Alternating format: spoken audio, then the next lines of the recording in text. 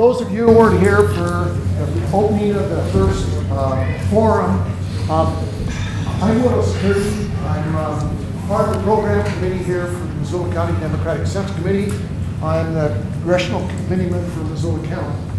And we have conducted a number of these forums throughout the year for various offices.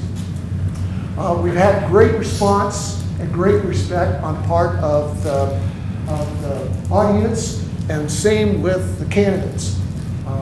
So we really appreciate everything everybody has done to keep this in a civil manner. Representative Mowbray will be handing out little white slips, and we ask you to write your question on those slips. We also ask that you not direct any of those questions to one specific candidate, because the moderator will adjust the question to take personalities out of the question. Okay? So anyway, we'll begin with an introduction from each candidate. They'll have 2 minutes to introduce themselves and give 3 reasons why they're running for sheriff. And Ms. Gray here will have 2 cards, a yellow one, which gives you a 30-second warning, and a red one, which says stop. Okay? I want to tell everybody right up front, in Truth in Advertising, that Mr. Parcell and I were rookie smoke jumpers some 40-some years ago. He went on to better things, and I stayed as a smoke jumper for a number of years afterwards. Okay? So anyway, just want to make sure everybody, all the candidates know that, and I just want to make sure that nobody said, well, yeah, well, he's got in with Mr. Parcell or whatever. So anyway, okay, so we plan on doing this probably about 40-45 minutes. Mr. Kendall, right here, our county chair, will pick up the little white slips with the questions, and we encourage to have the best questions possible. Some of them will be controversial, but we're here to get everybody's opinion of what should happen in the sheriff's office for the next 4 years. Okay? So, Deputy Parcell. My apologies for reading this, but I've already got it made out, so here goes. Ladies and gentlemen, I am Robert E. Bob Parcell, a decorated 32-year veteran with the Sheriff's Office who is running as a Democratic candidate for sheriff. I have a master's degree in human resources and a bachelor's degree in forestry. In 1971, I trained as a smoke jumper in Missoula and fought fires for 8 years, and thereafter all over the West and Alaska. After 30.5 years in the Marine Corps service, I retired as a colonel following a combat tour of duty in Iraq as the director of the Iraqi Police Service. This was my 3rd activation, with the first one being in support of Operation Desert Shield and Desert Storm in '91.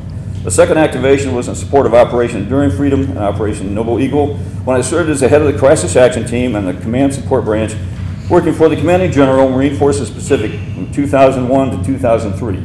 To check my awards, duties, and training with the Missoula County Sheriff's Office, as well as my press release, plans, and goals, see my website is www.parcellforsheriff.org. The recent turmoil and upheaval in the Sheriff's Office is an unfortunate state of affairs that will ultimately be dealt with by the next sheriff. The schism will have to be healed in order to reconstitute a viable, effective, and cohesive and responsive law enforcement organization. But right now, the opposing factions have divided it into 2 camps with little common ground.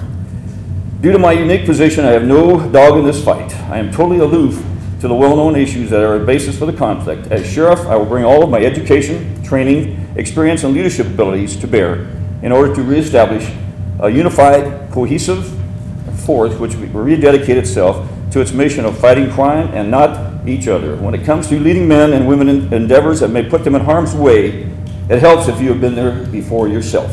I have seen the elephant, and I know how to lead. I look forward to the opportunity to serve as sheriff of Missoula County if the voters deem it to be. Thank you.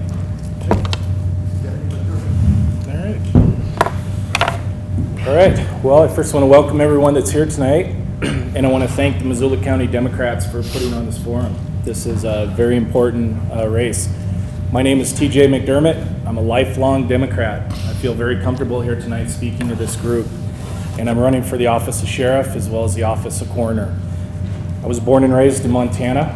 I'm a married man. My wife Tamara is a middle school teacher here in Missoula, and we have 2 small children. I stand in front of you tonight as an 18-year veteran of law enforcement. I've worked a variety of assignments in both patrol and detectives, and along the way, I've had a great opportunity to help a variety of people with a variety of problems, and that, to me, is what's been most rewarding about being a law enforcement officer, is my commitment to helping people and my commitment to making Missoula a safe community for the citizens. Throughout my career, I've been recognized for my commitment and dedication to public service. I received a national award, a Top Cop Award from the National Association of Police Organizations for my efforts in helping to solve an 18-year-old homicide cold case with a Navy serviceman. I was so proud to represent the Missoula community and Missoula law enforcement to travel to DC, where I was honored by the President of the United States at a ceremony at the White House. I've also been recognized as Officer of the Year in Missoula for my efforts in protecting our children, which is something I've been very proud of as both a persons crime detective and as a key member of the Montana Internet Crimes Against Children Task Force. My goal as sheriff is to continue to provide a safe community for our citizens, but also I want to provide a sheriff's office that we can be proud of and that we can trust. I will operate a sheriff's office that is operated with honesty, integrity, and accountability, and I believe that everybody matters and everybody is important, and that everybody will be treated fairly with dignity and respect, regardless of what role they play in the criminal justice system, whether they're a victim or a suspect. Okay, thank you. Hello, I'm Josh Clark, and I'm the Missoula County Undersheriff. I grew up here in Missoula, actually 2 blocks from where we're sitting right now. I went to school here. I graduated from the University of Montana. This is my home. I love this community, and I want to continue to protect it like I've done for most of my adult life. I'm lucky enough to have married my high school sweetheart, and we have 2 awesome kids. Again, this is our home. I've been in law enforcement for 21 years. I've worked in every division of the sheriff's office, including the detention center. I've worked in specialty assignments and extra duty assignments for both the city and the county. See, I was also a city police officer for 10 years. As a county deputy, I started being a deputy coroner in 2006. I learned at a young age the virtue of public service, and I've dedicated my life to that. I want to continue to serve the citizens of Missoula as their sheriff. We in law enforcement take an oath to uphold the constitutions of the United States and of Montana. I take that oath very seriously. Those documents lay the groundwork and the rules for how we interact with the public. As sheriff, I will protect the rights of all people and enforce the laws equally. I will protect the public trust that you put in me in the office of sheriff. I will do this by holding myself and my people accountable. I understand this trust is a privilege and one that has to be taken care of. I understand that you give us a lot of power, but you expect a lot in return. I've seen the devastation that DUIs and domestic violence have done, and I will focus my efforts in those arenas. Thank you. Okay, we'll begin this next question with Mr. McDermott. The question is, when hiring new deputies, what qualities do you think are most important? Well, to be a deputy sheriff and a law enforcement officer, the most important quality that you can have is honesty, integrity, and accountability to the citizens that you have sworn an oath to protect. You also need to be well-rounded. It helps if someone has some life experience as a deputy, because as you get out there and you deal with the people in your community and you help them through their problems, you're going to understand that they are married, they have children, and they've faced some tough times. So I think a well-rounded person is probably the best type of person to hire as a deputy sheriff. Someone who also believes in the commitment to public service. It's not a game of golf, it's a team sport. Law enforcement, it's very important that the concept of being a team, working together collectively with your law enforcement agency, but other members in the community to help out the community and deal with problems of crime and other issues is important. So that deputy would also need to be a team player. But absolutely, first and foremost, honesty and integrity is what we need in our law enforcement officers. Okay, thank you. Mark? Well, I concur. Honesty and integrity are right up there. The other thing we try and look for is common sense. We can teach the laws and we can teach how to do the job, but there is a certain amount of common sense that's also needed in how we do our job. Officers have a lot of discretion. That goes back to the integrity issue and the honesty. You can't teach somebody how to tell the truth. It's who they are. That's what we try and look for. That ties back to the incredible public trust that the people put in law enforcement. That trust is given to us, and in return we have to behave a certain way. We have to behave with integrity. That trust gives us the right to reach out and, based on a certain set of facts, take somebody's freedom, put them in jail before they ever see a judge or a warrant's issued. And because of that, we have to strive every day and stay vigilant to uphold that trust and make sure all of us are doing the right thing. Doesn't mean we don't make mistakes. We all make mistakes. We're all humans. And we can get past a lot of them, and we can learn from a lot of them. But in law enforcement, there can't be any second chances for integrity. When we slip up there, we slip up big time. Everything we do ties back to integrity. Convictions in court hinge on the credibility of officers. We can't have officers that lie or are dishonest. That's where we really can't fix the problem, once we get to that point. Thank you. Mr. Parcell? Yeah. Well, the question is, what do we expect in our officers? What do we want when we hire our officers? I guess the first thing we all agree, integrity and honesty. That's number one. You have to have that. Next thing I would say is adaptability.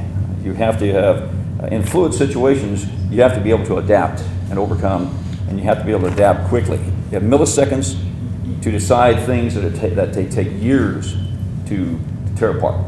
So you have to be very adaptable and very quick. Unbiased, absolutely unbiased. You can't worry about party affiliation. You can't worry about race, color, creed, sexual orientation. It doesn't matter. It does not matter. Everybody is a citizen of the country, whether they are or not. They're a human being, and they're a person that we need to protect. Team player.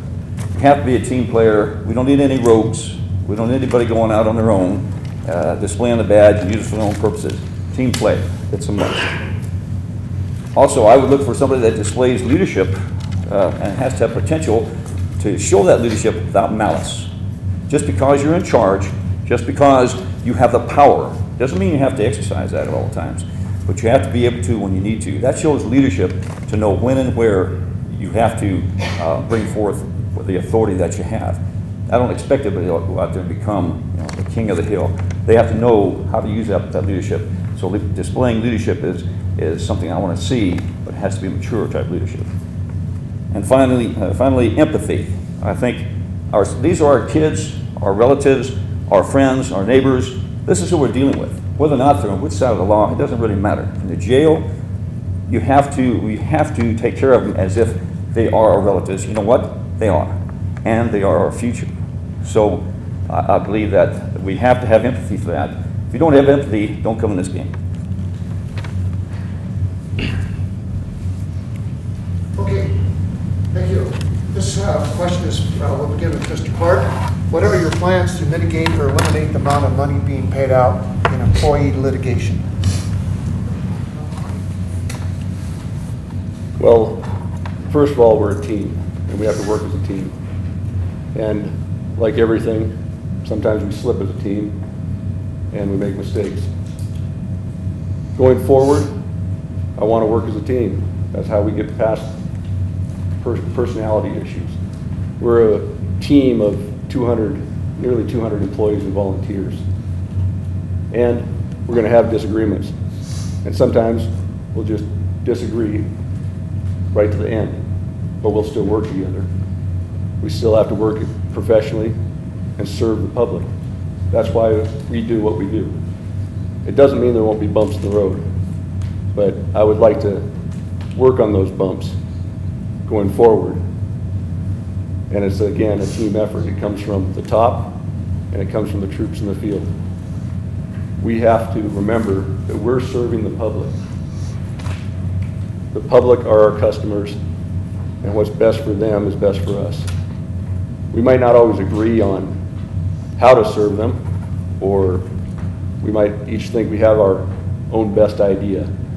After all, the profession we're in attracts usually type A personalities, and oftentimes we all think we're right. If we all understand that, we can work together, we can compromise, and we can meet in the middle and make the department a stronger, prouder sheriff's office. And doing so, we'll also be serving our customers, Missoula County citizens, better every time. Thank you. Okay, the question is how to alleviate the money we're spending on these things.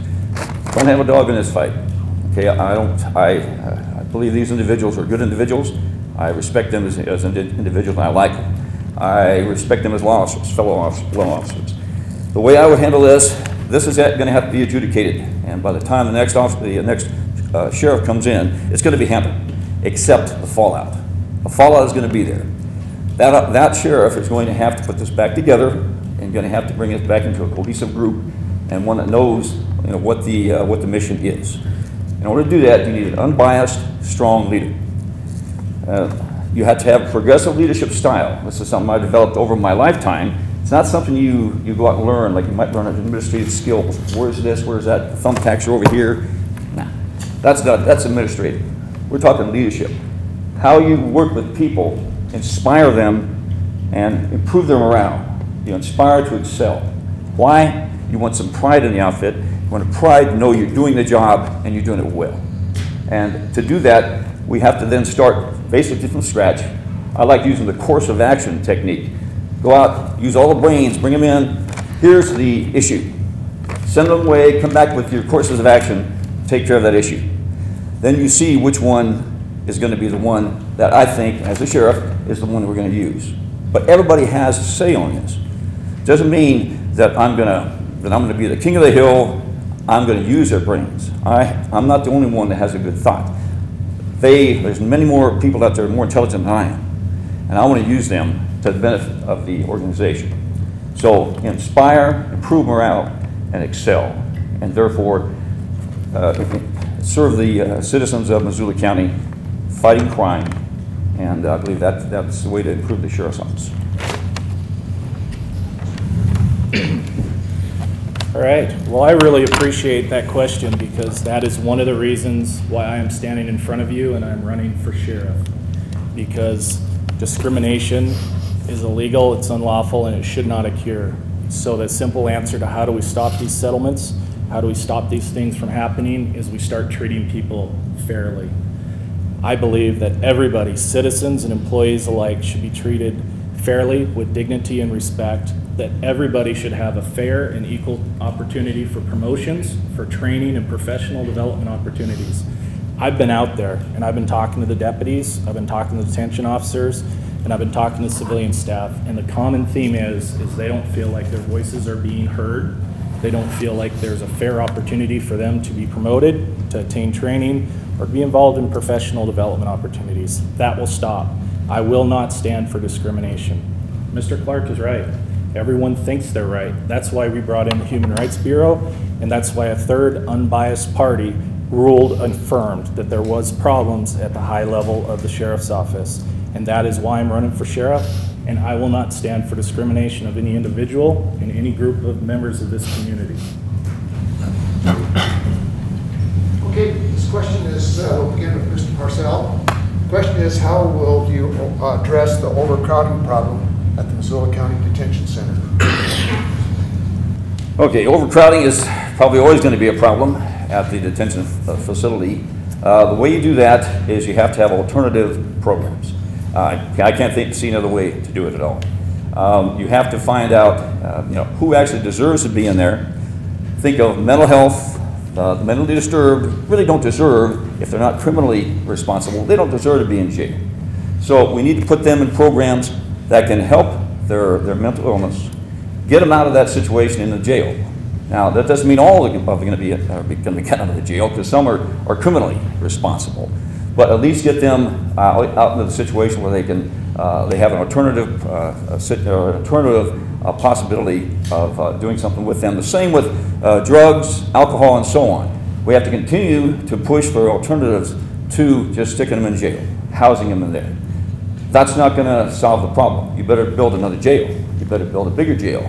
Put some more floors to it if you're going to continue to do that. So the only thing I can see is we're going to have to find ways, first of all, to cut back on all of the arrests, cut back on all the things. Now that doesn't mean make everything legal. I don't believe in that. But you have to find ways of hopefully getting the word out to people. We are doing a good job with cigarettes. You can't smoke in here. Why not do that with domestic abuse? I'm on very many domestic abuse panels and such. We have to get the word out. You don't have to suffer in silence. It's not correct. It's not proper anymore. Domestic abuse won't happen. That word gets out. It's starting to get there. We're not there yet. We can use that kind of thing in all these facets of law enforcement to cut down on people going to jail. At least that's the way to look at it, and that's the way to try to institute a lesser of a jail population. Thank you.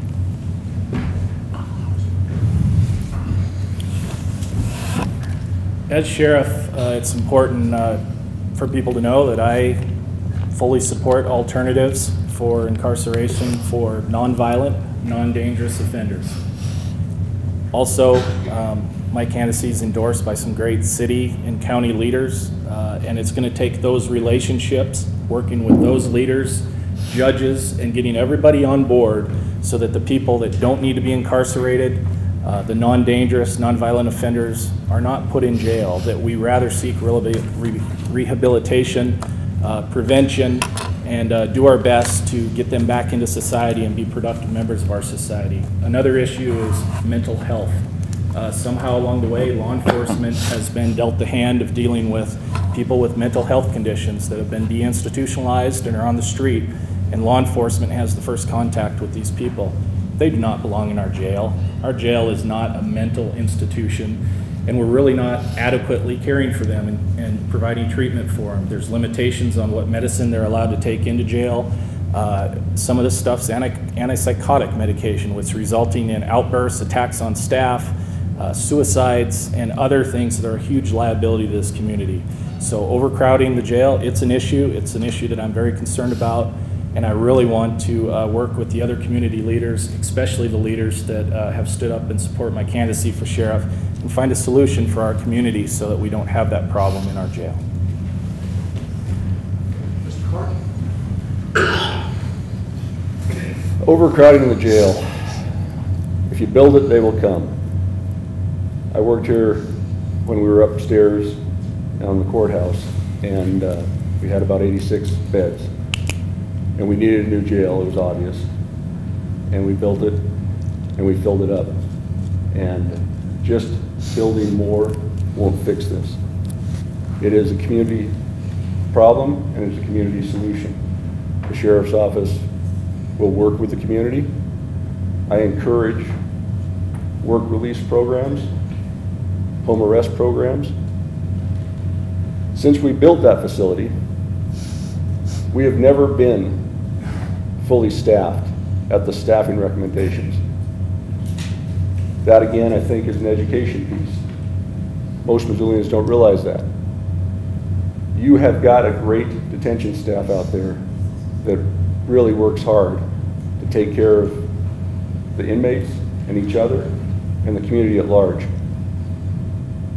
But we're working them a lot. The jail has become a catch-all, and it's because of your great detention officers. They get dumped on, and they get treated like a detox center and a mental health facility. And it's amazing how well they perform. But that's not the answer. We instituted a mental health professional being in the jail about a year ago, and we've got some great results from that.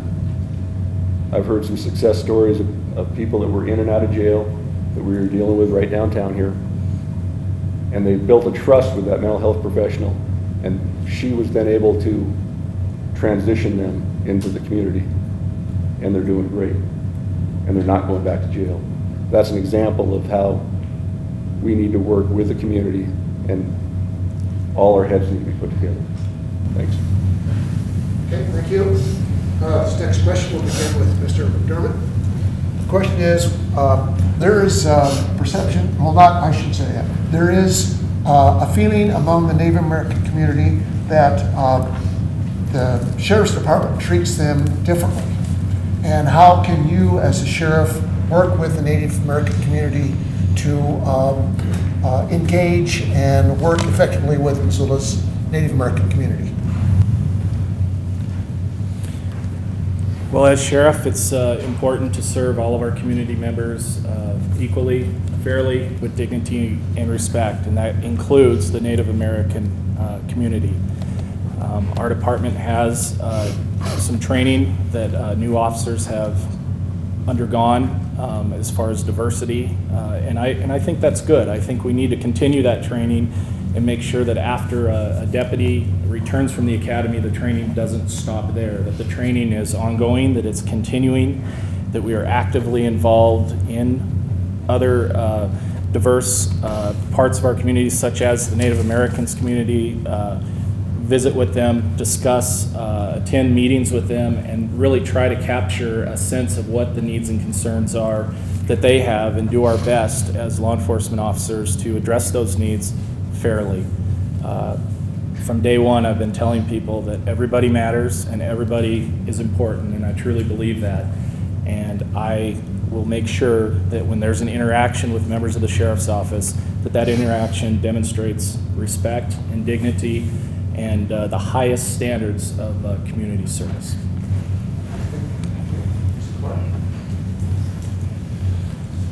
Well, again, the Sheriff's Office deals with all people, everybody in Missoula County, and everybody that comes through Missoula County potentially could deal with the Sheriff's Office. I will lead by example, and that is we treat everybody fairly. We don't play favorites. We don't hold cultures in different light. From the very beginning, I've taken, most officers in my era have taken diversity classes. We recognize that, growing up here in Montana, there's different cultures. And we have a reservation just to the north of us that we deal with and we work with. We have good relationships with the tribal officers, but we have to always stay vigilant, and that goes for not just Native American people, but people with all sorts of disabilities, different cultures, and mental illness. You really do have a good sheriff's office, and you've got some great deputies and detention officers, and you folks need to know that. You can be proud of that, because they really do treat people fairly, and they don't play favorites. With that comes transparency and openness, something that we have worked with for the last 3 years. We've changed the way the sheriff's office does that. And these folks, if they feel like they've been treated wrong, they can call us and tell us about it. As captain of professional standards, I took those calls. I took complaints from the public, and I looked into them. And that's what we do. We don't hide our warts. We deal with them. And if something has happened, we deal with it. And people need to understand that they can reach out to us and let us know what they're thinking. Thanks. Okay, the question is, How do we deal with Native Americans, their concerns, etc.? First of all, contact, communication up and down the chain. Totally important, absolutely important. The Native American peoples have to understand that they're part of the community just as anybody else. And if they have the ability to communicate and they actually get answers, that's a big thing in establishing rapport and making the situation better. Sensitivity to customs and traditions, as was alluded to, we have training. There's always effort for more training, and sensitivity not just for the tribes, but for various groups of people. You can think of everything, as I said.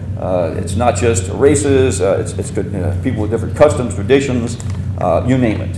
It doesn't matter. We need to be sensitive to that on the force. Empathy. That's where the empathy to traditions. Why can't we carry that person out that door? Because that's an affront to a certain type of people or a certain religion. We have to go with that. As coroner, which I am and have been for most of my career, we have to understand that when we deal with people of different customs and traditions. Big thing, recruit LEOs, law enforcement officers, from the tribes, from various groups. We have to include them in. If not, then what do you got? You got one group of people in the law enforcement down here that they don't feel like they have anything involved.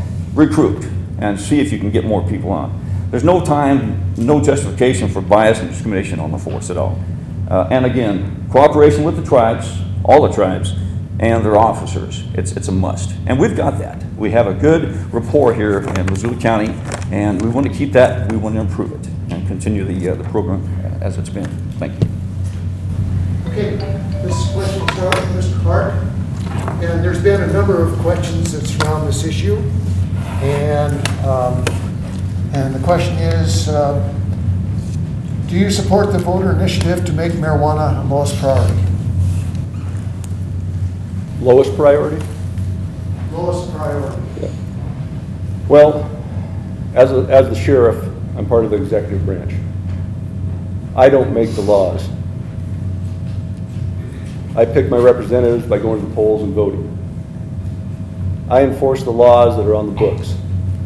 I don't decide which laws to enforce and which laws not to enforce. Under Montana state law, marijuana is illegal. We have to deal with that. As far as the lowest priority, the interesting part of that is your sheriff's deputies are busy enough that they're not out there digging around for folks with less than 60 grams of marijuana. They're not looking for that.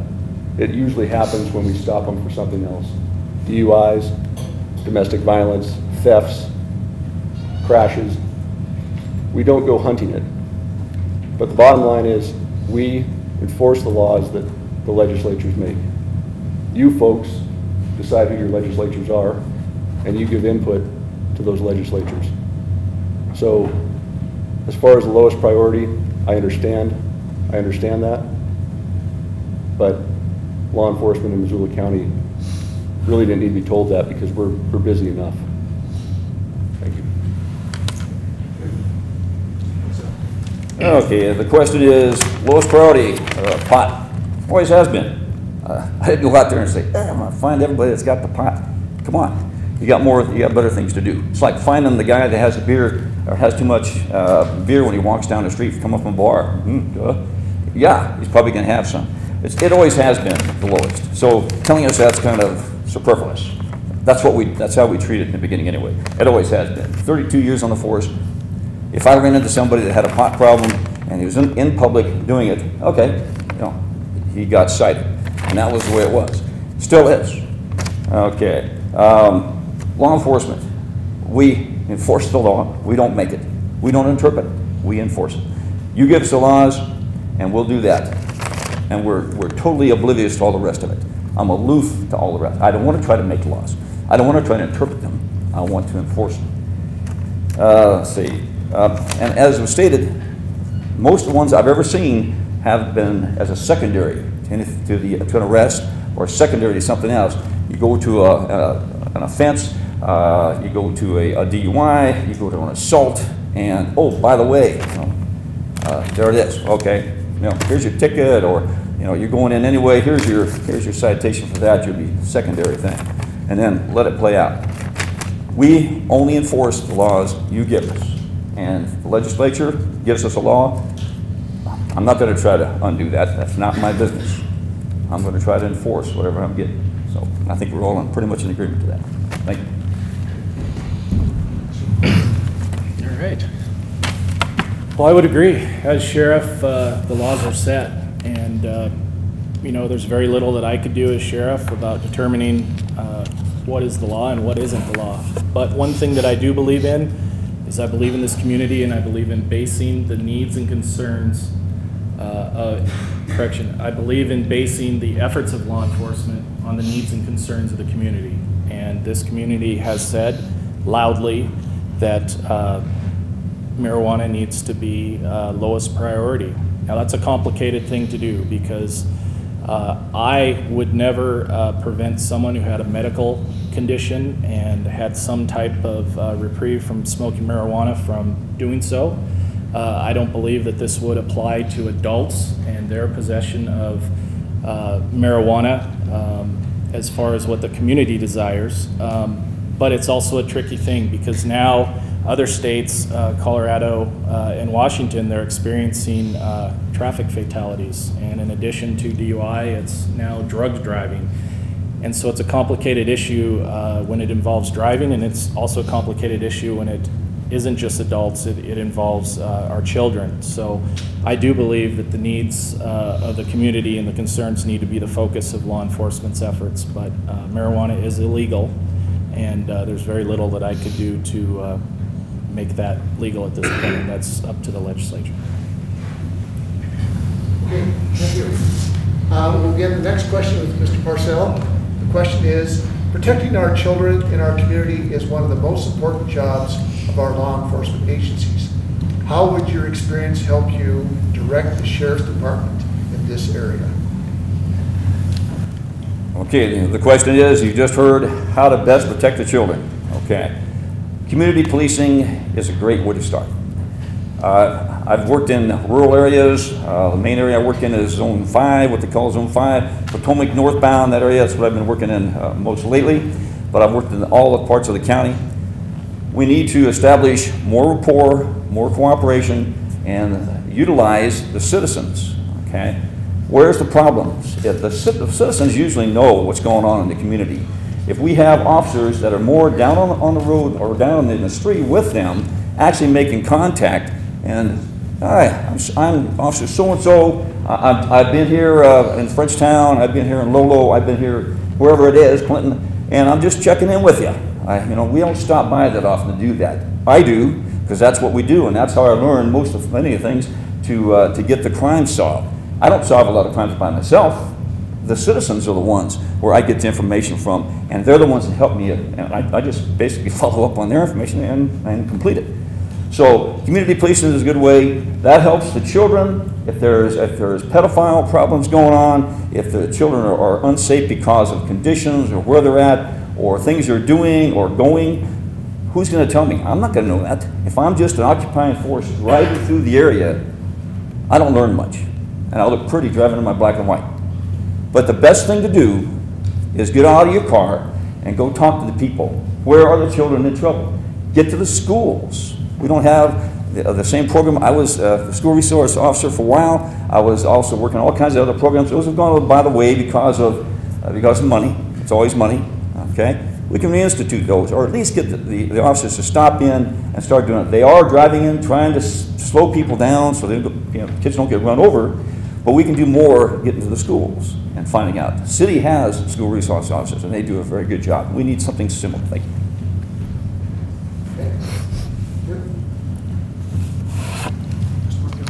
Sure. I'm very proud of the work that I did on the Montana Internet Crimes Against Children Task Force. One of the key talking points that I've been talking about on the campaign is protecting our children from those that would mean to do them harm. And I did that both as a member of the Internet Crimes Against Children Task Force and also as a persons crime detective for the Sheriff's Office for many years. That work is the most important work that we can do as law enforcement officers, and it's very rewarding work. And that work allowed me to work with great people in our community, such as First Step Resources, Mary Pat Hansen and her staff, also Child and Family Services, and people that together, collectively, we were able to work together and help victims, child victims of neglect or sexual abuse, get through tough times and also help their family. One of the neat things about the Internet Crimes Against Children Task Force is we were able to proactively do that and identify people prior to hopefully committing hands-on offenses against children, and proactively identify them and remove them from our community through prosecution. But I believe protecting children is the most important thing that law enforcement officers can do. We need to have a presence in our schools and with our young people, and we need to play a role of a positive adult role model for them. Thank you. Clark? Well, this is near and dear to my heart is it's good work that our investigators do and city investigators do in this arena. And abuse of children also ties back to domestic abuse and what they're living with. We don't know what's going on in the home, and we don't know what's going on when we're not there or they're not at school. So again, this is a community issue, community problem, and probably be a community solution. I believe that we need to protect the children, and we'll do that through working with other agencies. We have a great relationship with the City Police Department, and we have First Step here that is incredible. We've also tying it back to domestic violence, the just response work. I really put my heart into this, and domestic violence is, especially when children are related, really touches me. See, when I was 10, I was a witness to, well, before that I was a witness to domestic violence, and I was a child survivor of witnessing that. But when I was 10, a woman was being beat by her husband, and she came looking for safety at our home, and we let her in, and that man followed her in. He was drunk and high, and he wouldn't get out, and my dad told him to get out and get back, and he wouldn't, and he kept coming, and my dad had to shoot him. That man was my brother, and I'd grown up seeing how he treated the rest of the family. So yes, this is a very high priority, and we've got some great people working on it, and we can continue to work on it and get better at it. Thanks. Okay, this question will begin with Mr. McDermott. And this question I'm going to put together as a combination number of questions, and it's probably the most often question of this evening. Now, we all know that these three candidates have filed to run in a Democratic primary. Okay? And so this question comes basically from people who are interested in how the candidate stands on Democratic values and issues. It's going to be a two-part question. Okay? First part of the question is, let me give you just quickly I think a fairly obvious statement. Looking at the way the Missoula County delegation is going to be in this next legislative session, there is going to be a vast majority of Democrats both in the House and Senate representing Missoula County. Okay? So, the question is, testimony by the county sheriffs carry a lot of weight in making legislation at the state level, statewide level. This is why we want to make sure our next sheriff shares some of the values that are that will be promoted by the Missoula County Democratic legislation in the 2015 session. Okay, what parts of the Missoula and Montana Democratic platforms do you agree or disagree with? And the second part of the question is, did you support the president in the last election? Wow. Well, I'm happy to start off this question. Well, I am a Democrat. I'm a lifelong Democrat, and I do live my life under many of the same values of the Democratic Party. In particular, I connect with the party's platform on women. I don't believe that there should be any discrimination of females. I don't believe that there should be any pay discrimination among females that are doing the same work as males. I also firmly believe in protecting women against violence, and that translates to Native women who are experiencing domestic violence at higher rates than any of the other women in our community. Where I really connect with the party is in labor, because I am so proud to have been multiple terms the president of the Deputy Sheriff's Association. I believe in collective bargaining, and I believe in a safe, discrimination-free workplace. And that is exactly the goal of the Deputy Sheriff's Association, and there needs to be checks and balances. There are collective bargaining agreements that need to be followed, as well as basic due process. That doesn't mean that we would condone the behavior of those that have made mistakes and need to be dealt with. That just means that there needs to be a fair process in place where everybody is afforded due process, just like out on the street. If someone was to accuse their neighbor of a crime, it would sure be nice if someone followed through with the facts and was objective to make sure that that is entirely true with what happened and give that person due process.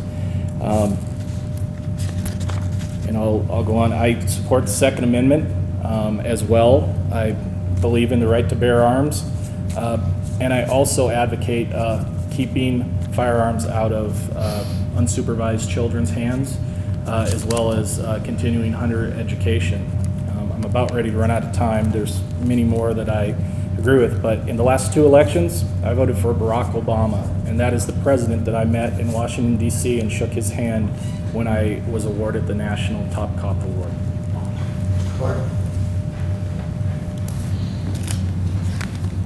Well, I support the idea of taking care of working families, finding jobs.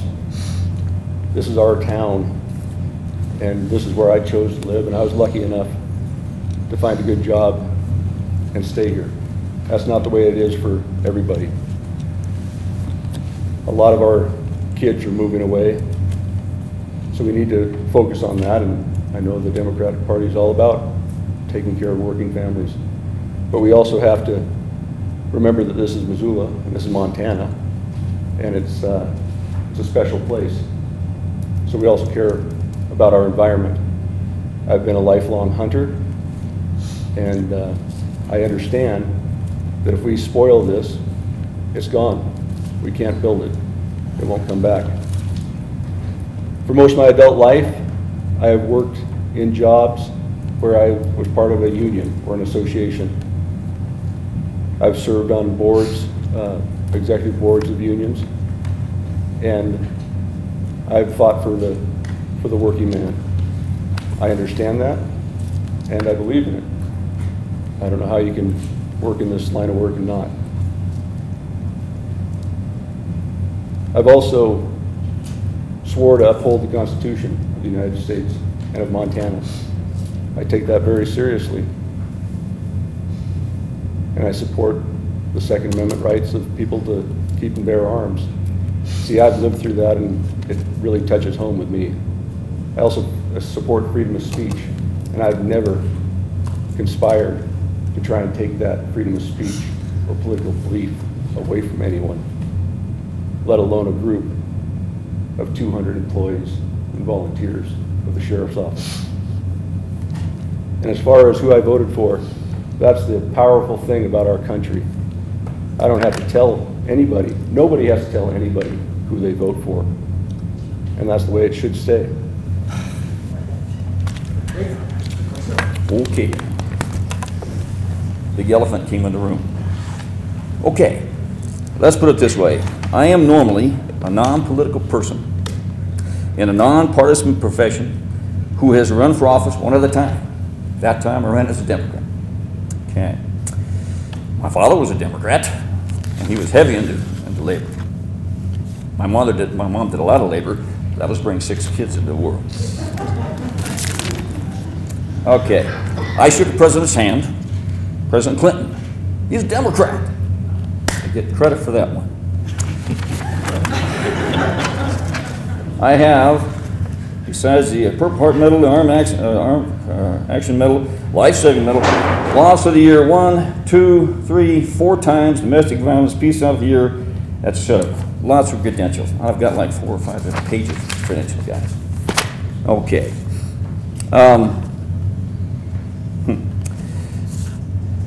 Yeah. Okay. In any case, let's go to the question. Big question. Did I vote for Barack Obama? Negative. I did not. We need, at the time of war, guys, you need somebody in that position who's been there and who can go to war and know how to do it. Okay? Putin knows what he's doing. Okay? We're seeing the problem now.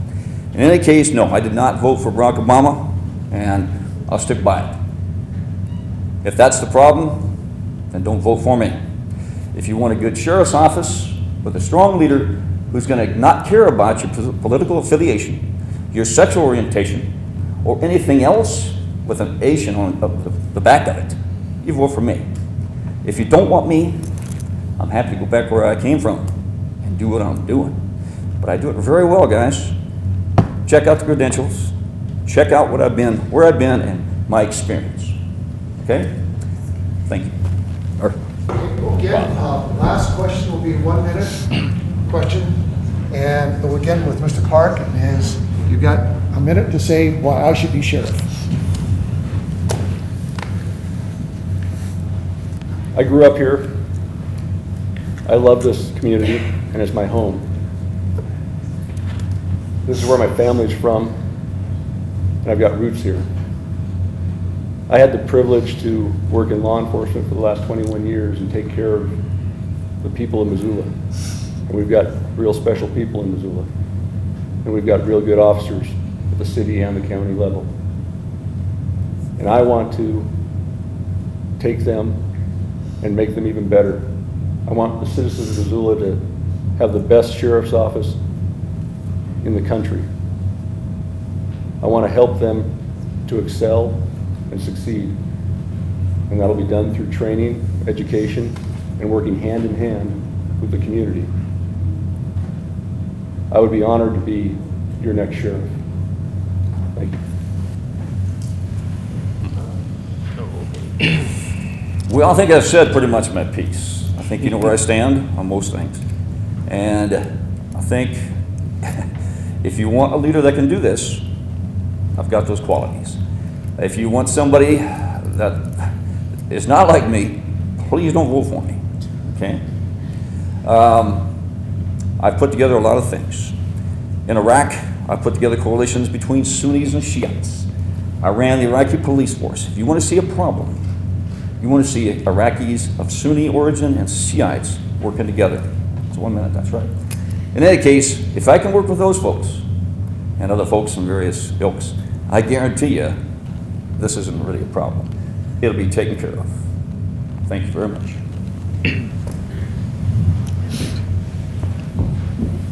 The time is right for me in my career and in my life to be the sheriff of Missoula County. I am excited at the opportunity to lead this sheriff's office in a positive direction and to provide a sheriff's office to this community that we can be proud of and that we can trust. I love this community. I attended the University of Montana. That's where I got my degree. This is the town I fell in love with, my wife, and this is where I've decided to raise my children. I have a stake in this community, and I want a sheriff's office that we can be proud of, that meets the needs of all citizens and treats all citizens with dignity and respect and fairness, an office that is led by example of honesty, integrity, and accountability to the public. And that is exactly what I plan on doing if I am elected as your sheriff. Okay, candidates, thank you very much.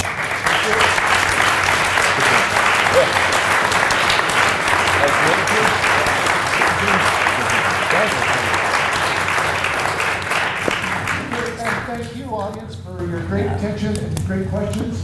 And the last thing is that on May 5th, those of you who receive ballots in the mail you will receive them the 6th. They are mailed the 5th, and the primary is June 3rd. And don't forget to vote.